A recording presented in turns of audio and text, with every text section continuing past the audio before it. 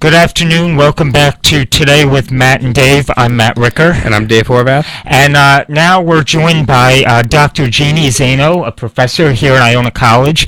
And she got her BA from University of Connecticut and her PhD at the University of Massachusetts at Amherst. And she's in charge of the Media, Politics, and Society minor here. Also a professor here. I have the pleasure of having her right now for Media and Politics. What a time to take that. And she frequently comments on political and electoral issues in the media. She's had her work published on USA Today, The Washington Post, Newsday, The Huffington Post, and the Albany Times-Union, basically everywhere. So thanks so much for joining us. Quite impressive indeed. So we're glad to have you here. Thanks for having me, and I'm glad you still want to see me outside of class. That's a good sign. So thank you for having me. Must mean you're doing something right. I'm glad to hear he's not sick of me by this point. No. We have fun, right, Matt? Oh, of course. What a time. We're less than 5 days away now from the election. Hard to believe now. That it's down this close and down to the wire.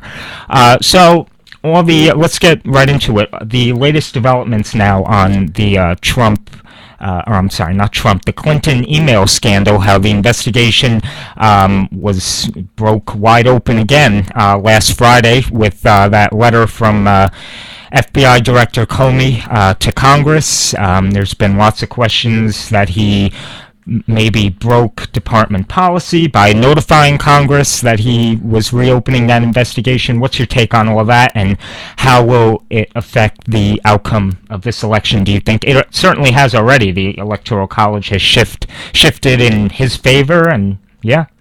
Yeah, well, it's fascinating because you and I and a bunch of other students were in the city on Friday morning talking about the election, and we had no idea at that point that the letter was going to be sent, and we were saying that the polls looked like arguably she was going to have a fairly good Tuesday night, November 8th. Oh, yeah. And just a few hours after we left each other, we got word that, as you mentioned, FBI Director James Comey had sent a letter to members of Congress saying that he had reopened the investigation into the email scandal, and that we learned, a few hours later that information seems to have come to light as a result of the former Representative Anthony Weiner's investigation into his sexting scandal, and they had uncovered this material that potentially about 65,000 emails that Comey said were, quote, pertinent to the investigation, but we still don't know. We didn't know then, and we still don't know whether they are replication emails, whether they are new emails come to light, whether they contain any confidential information.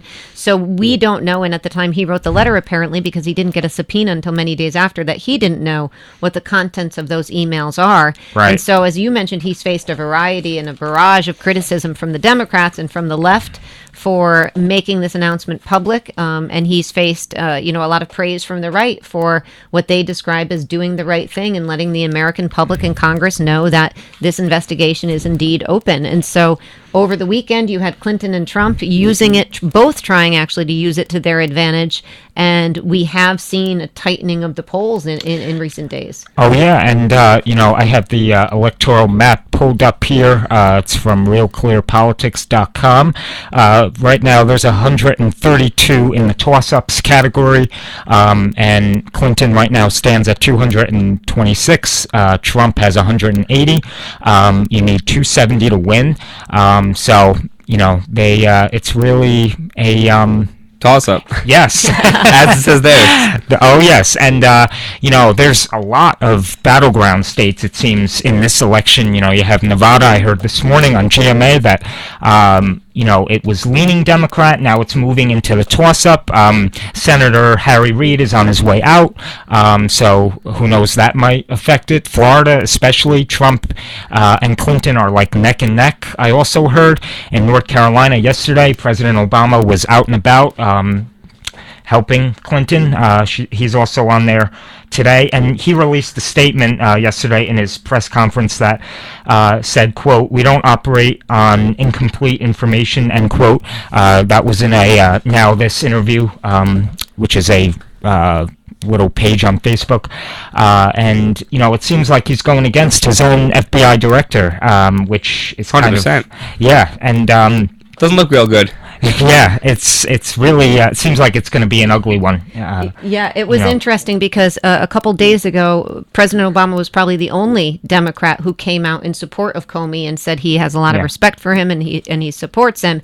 And then, as you mentioned yesterday, he gave an interview where he was critical of the decision to go public. Yeah, and we do have to say that there has been criticism of Comey for this decision from both the left and the right, particularly from former Justice Department officials, because in the United States it is not common for public prosecutors to go public with investigations so close to an election, and that has been one of the big challenges Comey has faced in doing this, is that he has violated what has been practice in the United States for public prosecutors, and that's what's raising so many questions.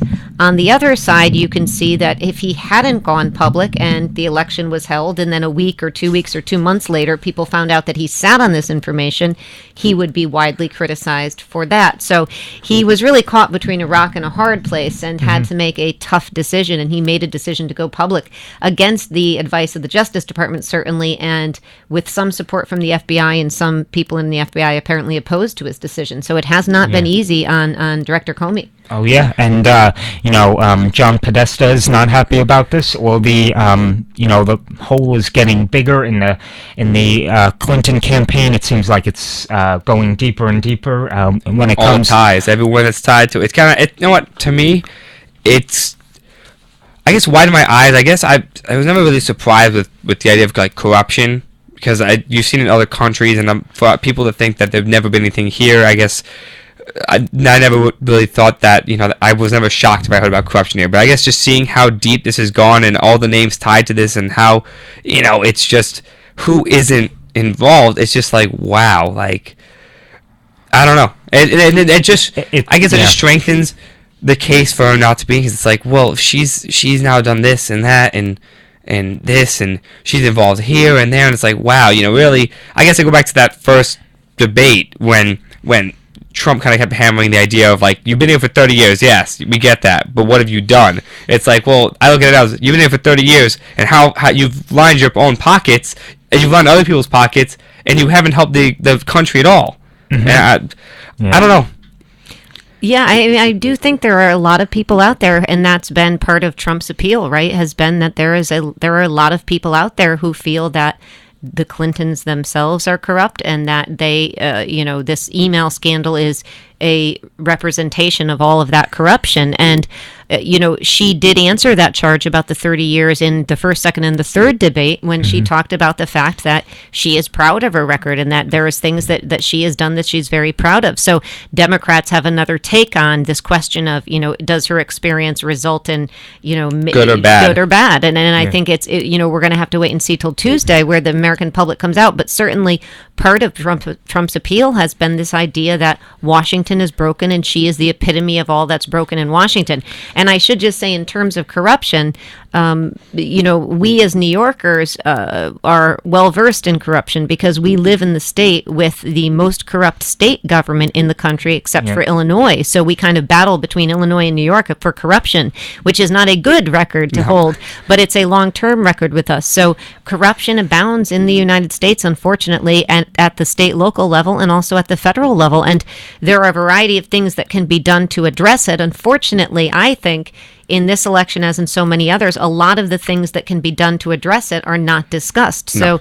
So, Donald Trump talks a lot about her being corrupt. What we don't hear from him or her are how you address that kind of corruption, and what measures can be taken to stop it from happening again. And that's where I wish the conversation would turn. Yeah, and, there's no more debates. All those debates are done and over with now. So it's hard for them to kind of, they hear each other via social media and everything, but, they can't confront each other anymore. Also I noticed that the Clinton campaign has now been distancing themselves from the Obamacare crisis, with premiums skyrocketing to 25% next year, and people are not happy about that. Already coverage has been not good for them, and so that's, I'm sure, another concern that they have to worry about when it comes to addressing healthcare. Yeah, and this healthcare story has been, again, widely undercovered. It has been covered, but widely undercovered when you compare it to some of the other stories in the news. They're prevalent, and it's like they should be. It should be covered, and in part because, and Matt and I talk about this in class all the time, we have to take responsibility as Americans for what is covered and what isn't, because people are more attracted to a sex scandal story or a corruption story than they are to a story about boring old policy. So premiums going up is not, the most exciting thing on people's agenda. So it doesn't get as many clicks, and we won't get coverage on the media. So that's a huge problem in this country when it speaks to talking about the issues that you guys are talking about, whether it's how to address issues of corruption, or whether it's premiums for healthcare, whether it's really important issues involving national security, immigration reform, all of these things that we need to address in this country.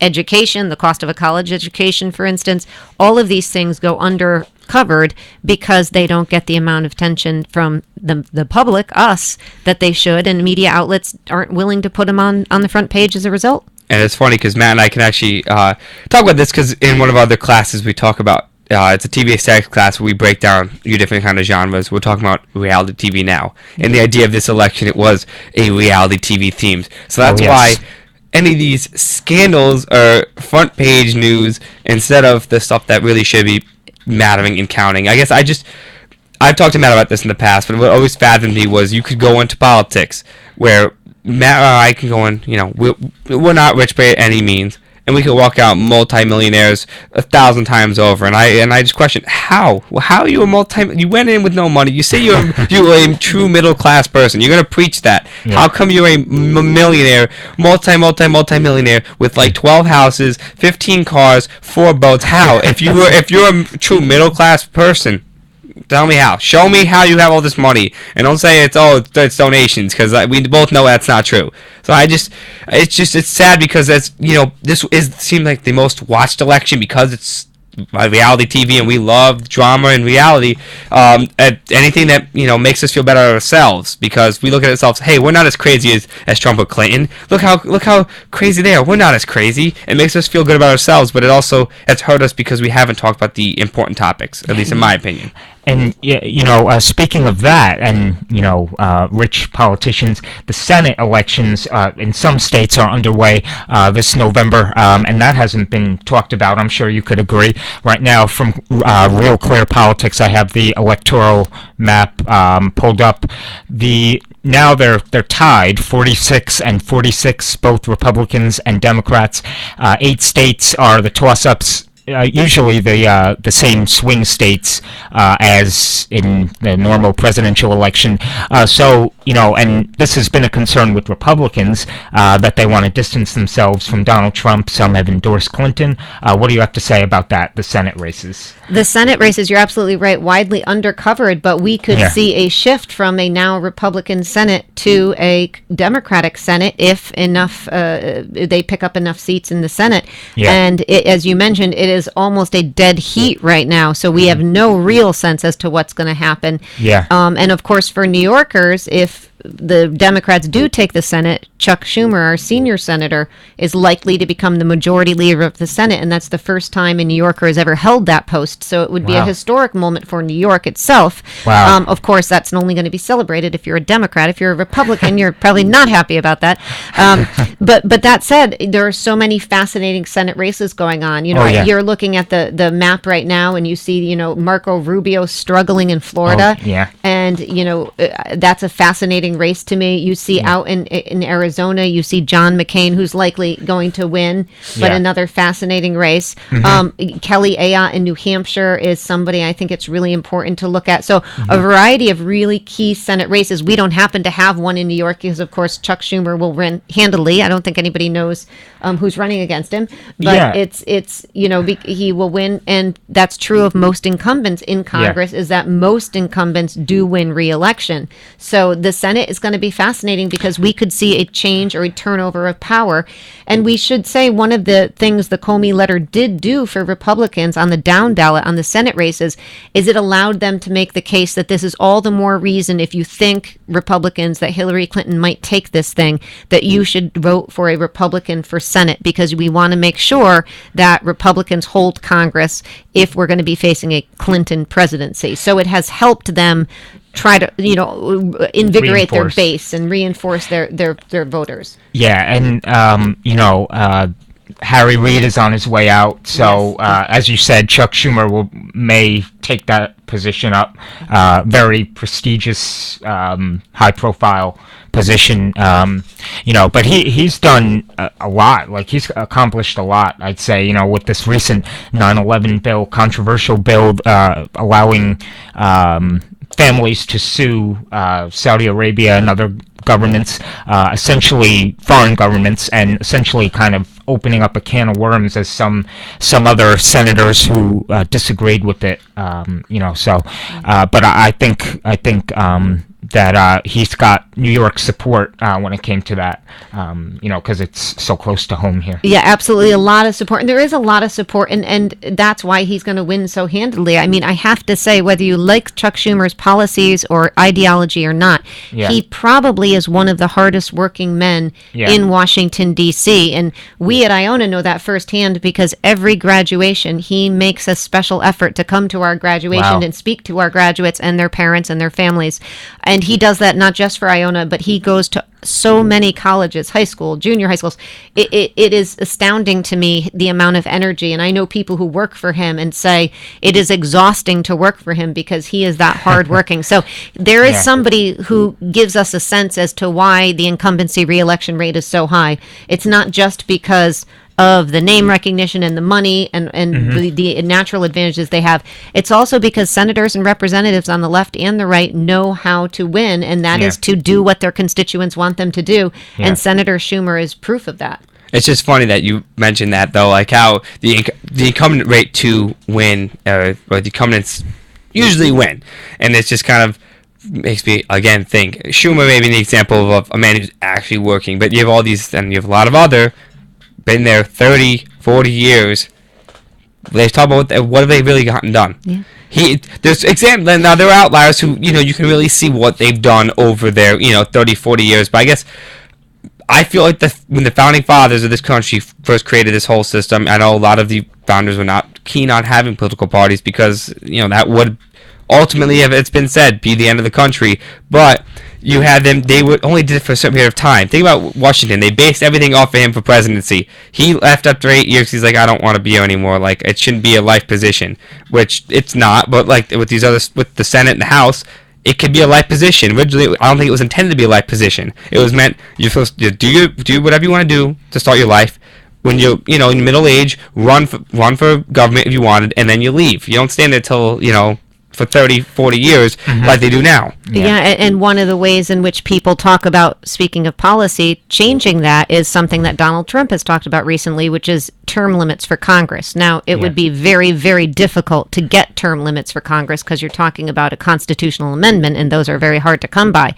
But there are people out there talking about this issue, and not just at the federal level, but at the state and local level as well. I mean, we know Mayor Mike Bloomberg was term limited out, and he was able to readjust to that and come back for a third term. But term limits in Congress is one of the ways. Of course, there are always positive aspects to that and negative aspects to that. But some people feel that if you install term limits, we have term limits for the president following FDR. Maybe you do something similar, and Donald Trump has talked about that as a possibility. Again, it's a little far-fetched because it's a constitutional amendment, so it would take a long time to install, but there is a good amount of support out there for something like that. Now, I got a question before we wrap up for you, Dr. Zaino. what is this country going to look like in 4 years? What do you think? Because I know people who, even if you support either candidate, they are still nervous. It doesn't. I don't know. Yeah. I really haven't. I met people who support Clinton, but they're nervous. I people who support Trump, but they're nervous. Where is this country going to stand in 4 years? I guess we can never really know what's going to happen, but I guess with what's happening now, and then look over in Europe with NATO and all that issues in Europe and stuff like that, where are we going to be in 4 years? It's such a good question, and I am the worst prognosticator, so I will put that out there first. But I do think from the perspective of regardless of who's elected, whether it's Hillary Clinton or Donald Trump, I think we have to look back and be honest with ourselves that either one of them is going to have a really tough time doing, even an eighth of what they're promising to do on the campaign trail. Both of them you could look at as hardworking people who really believe in what they're saying and want to do things for the country, but their ability to do that from the White House is stymied by the fact that they have to work with Congress to get things done. And for either one of these people, it's going to be tough. Hillary Clinton is a Democrat, maybe facing a Senate that's Republican, and certainly facing a House that's Republican. And Donald Trump is a Republican who is going to be facing a Republican House, many members of whom don't like him, and a Republican Senate or a Democratic Senate. And I'm not sure which would be worse for him because he's made a lot of enemies in the Senate, and particularly with Republicans. So from that perspective, from a governing perspective, I think we are going to be inching along, if you will, over the next 4 years. And unless we talk about really changing the system and making it so that presidents can work better with Congress and overcome some of these divisions, it's going to be very difficult to get anything substantive done, whether it's immigration reform or, the TPP or whatever it is that you personally want to see. Those are hard things to come by. And we didn't get to talk about this, but the Supreme Court is going to be a very tough thing. Whoever is president next, trying to get this person. And through. I have such good news, Matt, because you're in my Supreme Court class next semester, and I just realized that we might be looking at a nomination to the Supreme Court in a confirmation process. So it'll be a fun time in the Supreme Court class to watch that going on. So there's good news about that as well. Yes, definitely. I love a good confirmation battle. So, final word. Please make sure you vote on November 8th. You can't complain. You cannot complain. Matt, I've been preaching that for months. You can't. If you don't vote, and I hear you complain, I'm just gonna yell at you and be like, no, there's no reason. There's no reason not to vote. I know people who've said, well, I don't really know who I want. Okay, go vote for... Gotta make a decision. Go vote for... Even go do a write-in. Go vote for your dad or your dog. Just go vote. Just go cast a vote. Or Gary Johnson or Jill Stein. Or Bud Simpson for, And certainly vote at the lower level as well, because those down-ballot races are critical, as you mentioned, to the Supreme Court and to so many other things. Yeah. All right. Well, Dr. Zaino, thank you so much for joining us as always, and we hope to have you on again in the future. Thank you. I'll come every week. I accept the invitation, Matt. Thank you. Thanks so much. And please tune in here on WICR on Election Day next Tuesday. There'll be coverage going on all day. I'll probably be on all day as well. So I'm definitely going to try to jump in with you for a little bit. We could talk a little bit about it, what's going on. Yeah. We'll be like a real news station, but out of a college. Lots of coffee. That's right. Lots of coffee. Right. All right. Well, Dr. Zaino, thanks very much again. And with that, I'm Matt Ricker. And I'm Dave Horvath. And we'll see you next time. Thank you.